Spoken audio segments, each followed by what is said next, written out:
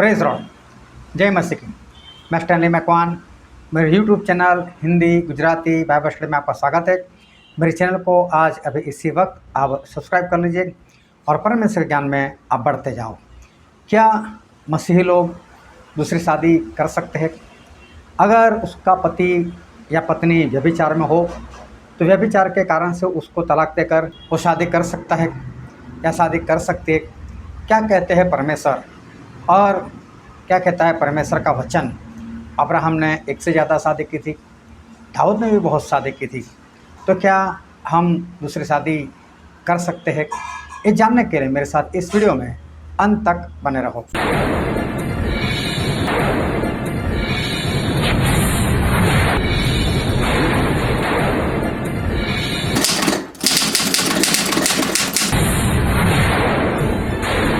Bible में Abraham ने एक से ज़्यादा शादी की थी। मूसा को देखो तो मूसा ने भी दूसरी शादी की थी। दाऊद ने भी कई शादी की थी। सुलेमान ने तो हद ही कर दी थी। 700 शादी बाकायदा की थी और 300 को बिना शादी रखेली बनाकर रखा था। क्या हम दूसरी शादी कर सकते? जब ये संत लोगों ने एक से ज़्यादा शादी की तो क्या आज हम लोग एक से ज़्यादा शादी कर सकते हैं?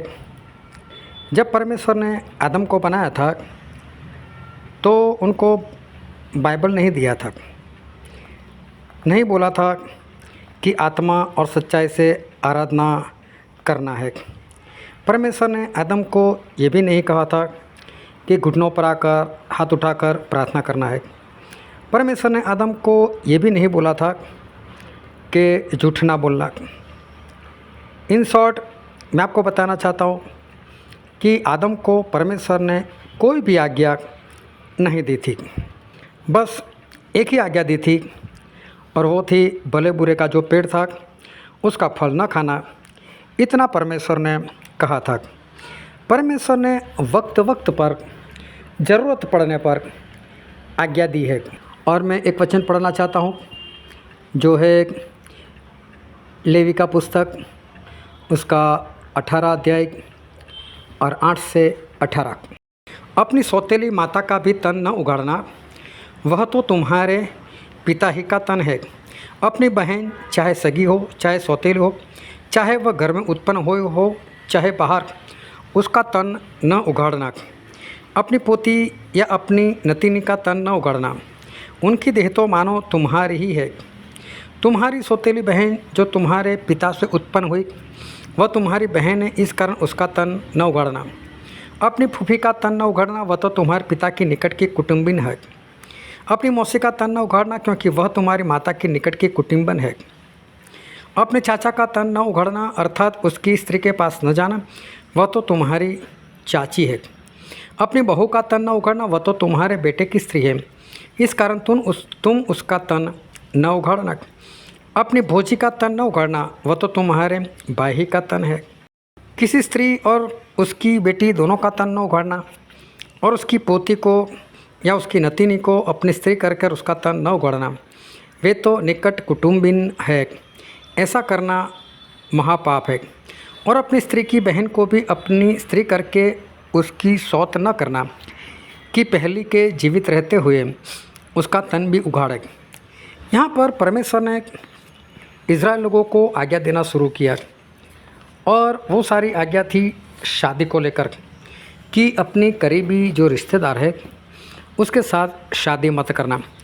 ये पूरा चैप्टर आप पढ़ सकते हो, उसको पढ़ना तो आपको पता चलेगा कि परमेश्वर ने जो करीबी कुटुंबिन मतलब जो करीबी रिश्तेदार है उसके साथ शादी करने को मना किया है। फिर लेवी 20 और उसका 17 से 21 भी मैं पढ़कर आपको बताना चाहता हूँ। और यदि कोई अपनी बहन का, चाहे उसकी संगी बहन हो या सौतेली, उसका नग्न तन देखे तो वह निंदित बात है। वे दोनों अपनी जाति भाइयों की आंखों के सामने नाश किए जाए, क्योंकि जो अपनी बहन का तन उगाड़ने वाला ठहरेगा उससे अपने अधर्म का भार स्वयं उठाना पड़ेगा। फिर यदि कोई पुरुष किसी ऋतुमती स्त्री के संग होकर उसका तन उगाड़े तो वह पुरुष उसके रुधिर के सोते का उगाड़ने वाला ठहरेगा और वह स्त्री अपने रुधिर के सोते की उगाड़ने वाली ठहरेगी। इस कारण दोनों अपने लोगों के बीच से नाश किए जाए। और अपनी मौसी या फूफी का तन न उगाड़ना, क्योंकि जो उसे उगाड़े वह अपने निकट कुटुंबन को नंगा करता है। इसलिए इन दोनों को अपने अधर्म का भार उठाना पड़ेगा। और यदि कोई अपनी चाची के संग सोए तो वह अपने चाचा का तन उगाड़ने वाला ठहरेगा। इसलिए वह दोनों अपने पाप का भार को उठाए हुए निर्वंश मर जाएंगे। देखो, यहाँ पर परमेश्वर ने सारी बातें बताई है कि करीबी जो रिश्तेदार है उसके साथ शादी नहीं करनी है। अगर इस तरह से करीबी रिश्तेदार से शादी करोगे या उसके साथ व्यभिचार करोगे तो परमेश्वर बोलते हो निर्वंश मारा जाएगा। तो परमेश्वर ने ये बात अभी बताई कि जो करीबी रिश्तेदार है उसके साथ नहीं शादी करनी है। तो ये बात परमेश्वर ने पहले क्यों नहीं बताई? ये बात परमेश्वर ने आदम को क्यों नहीं बताई थी? ये बात परमेश्वर ने सृष्टि की रचना की तुरंत ही आदम और हवा को ये बात क्यों नहीं बताई? देखो, उस वक्त ये बात बताने की ज़रूरत नहीं थी। और एक वचन मैं आपके सामने पढ़ता हूँ जो है नए नियम में प्रेरितों के काम उसका 17 अध्याय और वचन 26। उसने मतलब परमेश्वर ने एक ही मूल से मतलब एक ही इंसान से मनुष्य की सब जातियाँ सारे पृथ्वी पर रहने के लिए बनाई और उनके ठहराए हुए समय और निवास के सिवानों को इसलिए बांधा है। यहाँ पर परमेश्वर का वचन ऐसा कहता है कि परमेश्वर ने सारी सृष्टि किसी एक ही इंसान से बनाई, मतलब आदम से बनाई। तो आदम और हवा से सृष्टि की शुरुआत हुई, उनके बच्चे हुए। अभी उनके बच्चे कहाँ पर शादी करने के लिए जाते? एक ही परिवार था। तो उस वक्त करीबी रिश्तेदार क्या, सगे भाई बहन ने भी शादी की। और अगर परमेश्वर उस वक्त बोल देते कि देखो करीबी रिश्तेदार के साथ शादी नहीं कर रही, तो सभी तो आदम के बेटे बेटी थे, तो लोग शादी करने के लिए जाते कहाँ? और कोई परिवार था ही नहीं। तो परिवार था नहीं, इसलिए परमेश्वर ने उस वक्त उनको कुछ नहीं बोला। लेकिन जब बस्ती बढ़ गई, तो जब बस्ती बढ़ गई तब परमेश्वर ने ये बात बताई लोगों को मूसा के जरिए कि अब करीबी रिश्तेदार के पास नहीं जाना है। मतलब अब ऐसा नहीं बोला, लेकिन अभी आज्ञा आई। तो इसका मतलब अभी से ये बात तो शुरू हुई। तो उससे पहले करीबी रिश्तेदार के साथ शादी होती रहती थी, भाई बहन शादी करते रहते थे। लेकिन अब परमेश्वर ने मना कर दिया कि करीबी रिश्तेदार के साथ शादी नहीं करनी है। आदम के बच्चों ने आपस में ही शादी की। और यहाँ तक कि अगर हम अब्राहम और सारा की बात करें तो वो दोनों भी भाई बहन ही थे। और बाइबल में भी लिखा है, उत्पत्ति का पुस्तक उसका अध्याय 20 और वचन 12। और फिर सचमुच वह मेरी बहन है। अब्राहम कहते, वह मेरे पिता की बेटी तो है पर मेरी माता की बेटी नहीं। फिर वह मेरी पत्नी हो गई। मैं बाप एक था और माँ अलग अलग थी दोनों की, लेकिन दोनों भाई बहन थी। पर जब बस्ती बढ़ गई तो परमेश्वर ने बोला अब करीबी रिश्तेदार में शादी नहीं करनी है। तो ज़्यादा शादी की जो बात है वो परमेश्वर ने पहले नहीं की थी। परमेश्वर ने वक्त वक्त पर आज्ञा दी है। जैसे जैसे उनको ज़रूरी लगा वैसे वैसे वो आज्ञा बनाते गए और लोगों को देते गए। ये आज्ञा जो करीबी रिश्तेदार वाली आज्ञा थी वो पहले देने जैसी नहीं थी। लेकिन जब परमेश्वर को लगा कि अब बस्ती बढ़ चुकी है तो अब ये बात अच्छी नहीं है, इसलिए परमेश्वर ने वो शादी करना करीबी रिश्तेदार से मना कर दिया।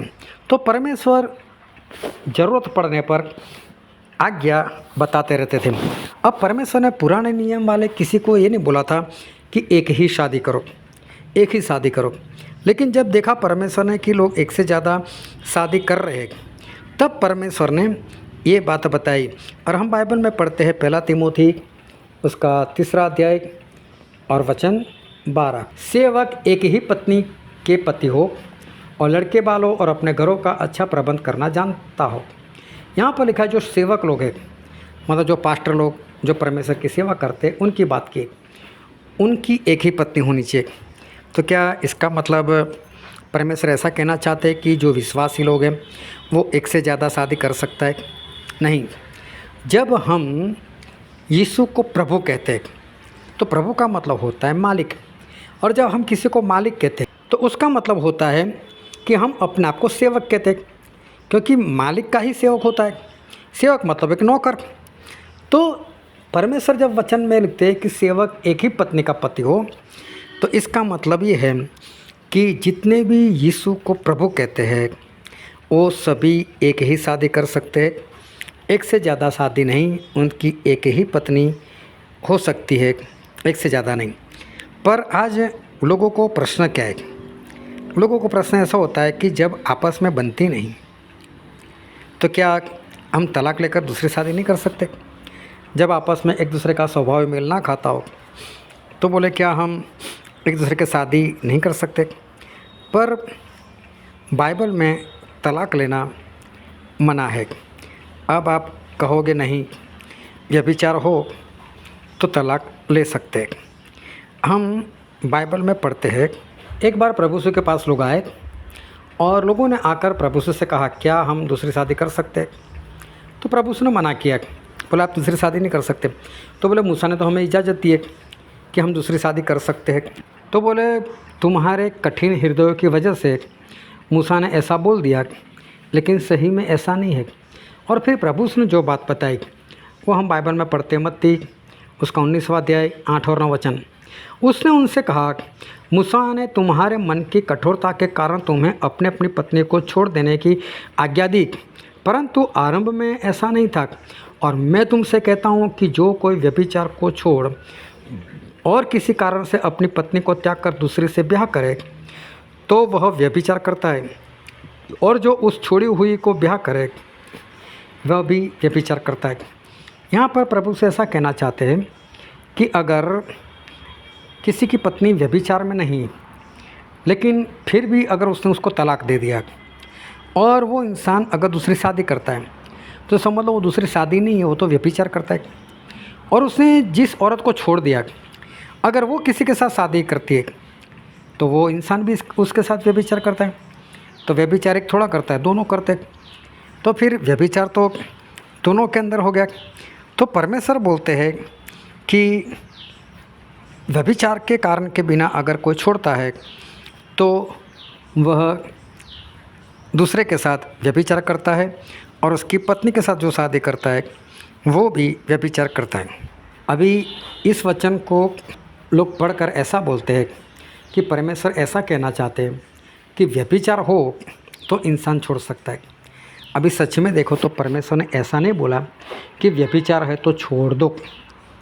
ऐसा लिखा है व्यभिचार के कारण के बिना छोड़ा है, लेकिन ऐसा तो नहीं बोला व्यभिचार है तो छोड़ दो। तो व्यभिचार का कारण हो तो भी परमेश्वर ने ऐसा तो बोला ही नहीं कि उसे छोड़ दो।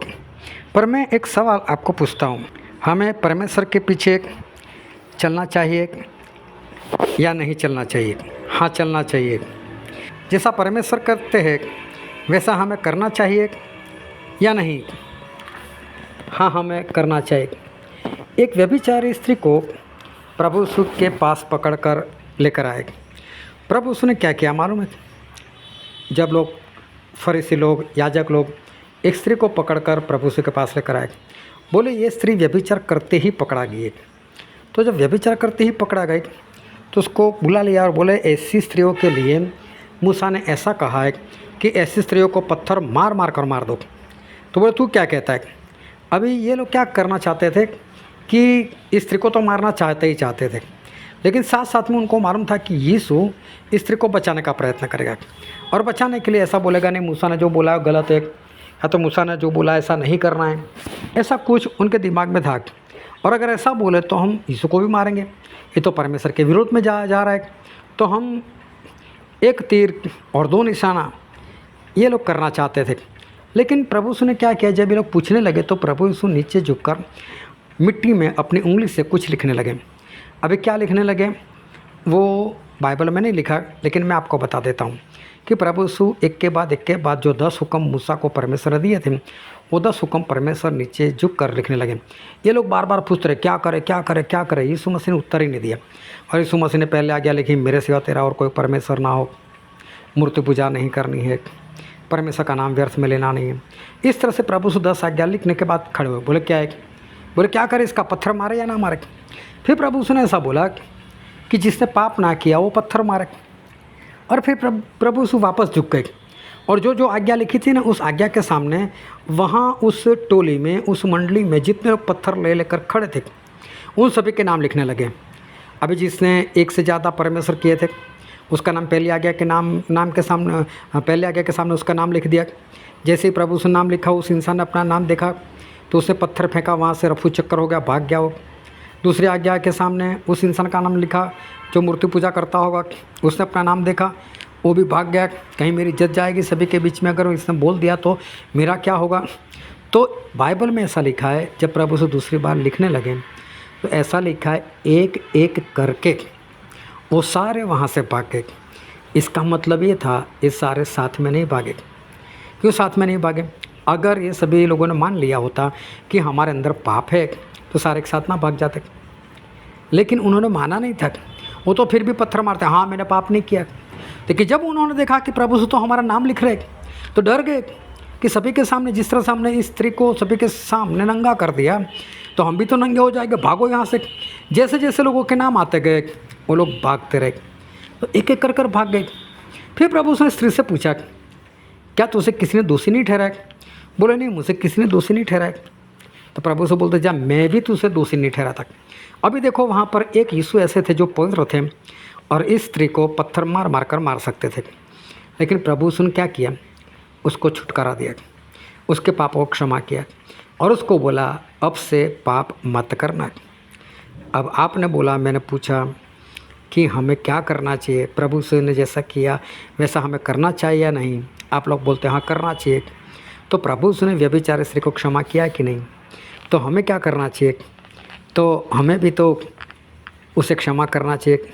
इसका मतलब ये है, अगर किसी की पत्नी व्यभिचारी है, अगर किसी का पति व्यभिचारी है, तो भी उसको प्रभु यीशु के समान करना चाहिए, उसे माफ़ करना चाहिए, क्योंकि चाहे उसने व्यभिचार नहीं किया और तो पाप किए ही किए। तो जिसने खुद पाप किया वो दूसरे को छोड़ कैसे सकता है? उसको दंड कैसे दे सकता है? प्रभु यीशु ने, उन्होंने तो कोई पाप नहीं किया था, तो क्या वो उस स्त्री को दंड दे सकते थे या नहीं दे सकते थे? हाँ जी, दे सकते थे। प्रभु यीशु उसको पत्थर मार सकते थे ना? हाँ जी, मार सकते थे। तो क्या प्रभु यीशु ने मारा? नहीं मारा। तो प्रभु यीशु ने नहीं मारा, प्रभु यीशु ने उसको छोड़ दिया। तो क्या हमें भी, चाहे पति या पत्नी जिसने भी व्यभिचार किया, क्या उसको छोड़ देना चाहिए? नहीं छोड़ देना चाहिए? छोड़ देना चाहिए। क्या उसको प्रेम से बचाना चाहिए या नहीं बचाना चाहिए? हाँ, बचाना चाहिए। अब देखो, कोई पति या पत्नी अपने पति या पत्नी को व्यभिचार के कारण भी कैसे छोड़ सकता है? दूसरी बात, प्रभु यीशु के साथ हमारा मतलब मंडली का रिश्ता क्या है? प्रभु यीशु हमारे आत्मिक दूल्हा है और हम उनकी आत्मिक पत्नी है। हमारा रिश्ता भी तो वही है, पति और पत्नी का। तो व्यभिचार किसे कहते हैं? पत्नी अपने पति को छोड़कर किसी दूसरे के पास जाए तो उसे कहते हैं व्यभिचार। तो क्या आप प्रभु यीशु की पत्नी होकर कभी शैतान के पास गए ही नहीं? हाँ, गए हो आप बार बार गए हुए। तो क्या उस व्यभिचार के कारण प्रभु यीशु ने आपको छोड़ा? नहीं छोड़ा। तो जब प्रभु यीशु आपको नहीं छोड़ते तो आप अपने पति या पत्नी को कैसे छोड़ सकते हो? प्रभु यीशु ने उस व्यभिचारी स्त्री को पत्थर किसी को नहीं मारने दिया। क्यों? वो लोग कौन से पवित्र थे, उनमें भी कोई ना कोई पाप तो था। अब जो व्यक्ति उसके खुद के अंदर पाप हो और वह दूसरे को क्या सज़ा दे सकता है? सही बात है, कभी नहीं दे सकता। तो आप चाहे पति हो चाहे आप पत्नी हो, आपके पति या पत्नी में व्यभिचार किया तो आप कौन से दूसरे नहाए हुए हो? आपने भी तो कोई ना कोई गुनाह किया है, आपने भी तो कोई ना कोई पाप किया है। आप अपने पति या पत्नी को छोड़ नहीं सकते, उसको दंड नहीं दे सकते। और एक बात परमेश्वर कहते हैं, पहला कुरिन्थी उसका 7वां अध्याय 10 और 11 वचन, जिनका ब्याह हो गया है उनको मैं नहीं वरन प्रभु आज्ञा देता है कि पत्नी अपने पति से अलग न हो, और यदि अलग भी हो जाए तो बिना दूसरा ब्याह किए रहे या अपने पति से फिर मेल करके रहे, और न पति अपनी पत्नी को छोड़े। देखो यहाँ पर बहुत स्पष्ट लिखा है, अगर आप अपने पति या पत्नी से जुदा हो चुके हो, चाहे कोई भी कारण आप परमेश्वर को नहीं जानते थे और आप जुदा हो चुके हो, लेकिन अब परमेश्वर को जान लिया है ना, तो परमेश्वर क्या बोलते हैं, बिना शादी अकेले ही रहो। अगर आप परमेश्वर में आने से पहले आपका तलाक हो गया या आप जुदा हो गए चाहे किसी भी कारण, तो परमेश्वर बोलते हैं कोई बात नहीं, मुझे नहीं जानते थे, तलाक नहीं लेना चाहिए ऐसा नहीं मालूम था और आपने तलाक ले लिया, कोई बात नहीं, लेकिन अब दूसरी शादी मत करना।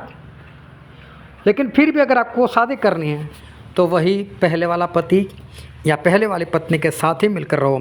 परमेश्वर और किसी के साथ शादी करने की आज्ञा हमें नहीं देते, ऐसी कोई छूट हमारे परमेश्वर हमें नहीं देते। परमेश्वर मना करते हैं शादी मत करो।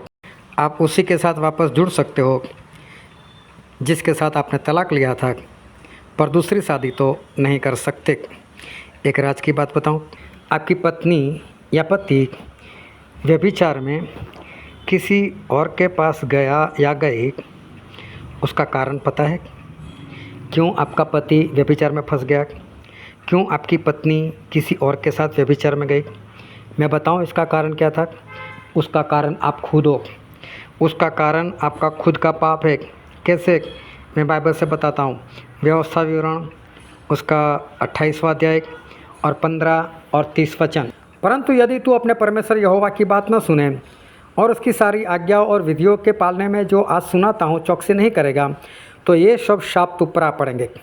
परमेश्वर ऐसा कहते हैं, अगर तूने मेरी बातों को नहीं सुना, मेरी बातों को नहीं माना और मेरी आज्ञा को नहीं माना, तो ये सारे शाप तुझ पर आ पड़ेंगे।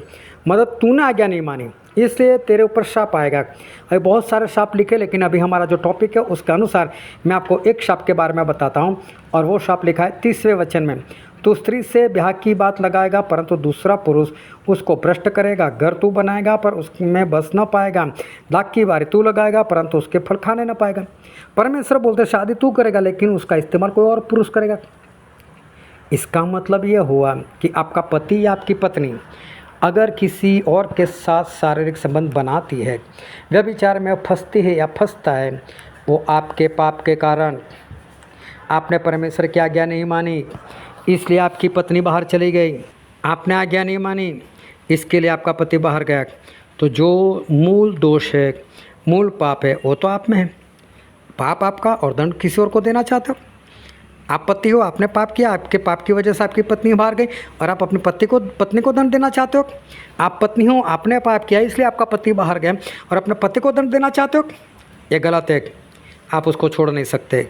परमेश्वर मना करते हैं, नहीं चलेगा ये बात।